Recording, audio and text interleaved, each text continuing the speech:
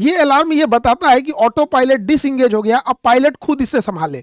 लेकिन यहाँ elec computer में पता नहीं कौन सी गड़बड़ी आई कि ये फ्लाइट जो थी अचानक इसका पिच डाउन हो गया और जहाज नीचे फॉल होने लगा और ऑटो पायलट भी डिसएंगेज नहीं हुआ है, यानी जहाज कर हम उड़ा लेंगे जबकि जहाज नीचे जा रहा है और ना ही कोई अलार्म बज रहा है। ऐसे ही एक घटना जब साउथ चाइना में जो एयरलाइन हुई थी वो अचानक नीचे गिर गई थी और क्रैश कर गई थी।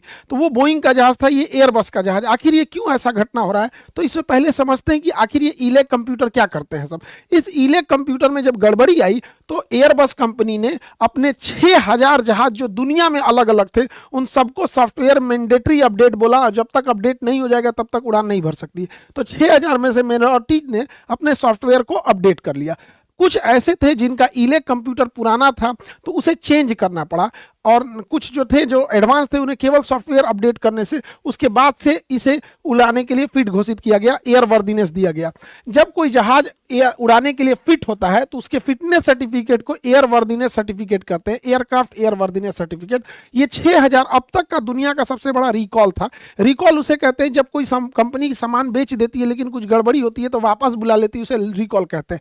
तो ये बड़ा रिकॉल जरूर था लेकिन बहुत मेजर नहीं था, एक सॉफ्टवेयर अपडेट से ही ये सही हो गया था इलेक कंप्यूटर। देखिए कुछ जहाज पहले जो होते थे वो मैकेनिकल कंट्रोल होते थे। यहाँ कॉकपिट में बैठा है पायलट, कॉकपिट उस केबिन को बोलते हैं जहां पायलट बैठता है, वो बंद हो जाता है और बुलेट प्रूफ कांच से बना वो ग्लास होता है ताकि इसे कोई हाईजैक वगैरह नहीं कर सके।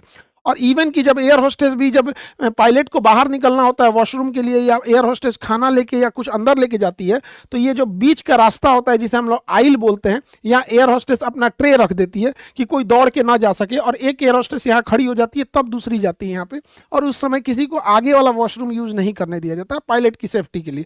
टॉपिक पे आते हैं तो यहाँ पर पहले कॉकपिट में बैठा पायलट कमांड देता था जहाज को, तो उसमें वायर के थ्रू कंट्रोल होते थे, हाइड्रोलिक वायर के थ्रू। इसमें क्या होता था, हाइड्रोलिक वायर की वजह से एक्स्ट्रा वायरिंग करनी होती थी जहाज में, जिस वजह से जहाज भारी हो जाता था और ऑयल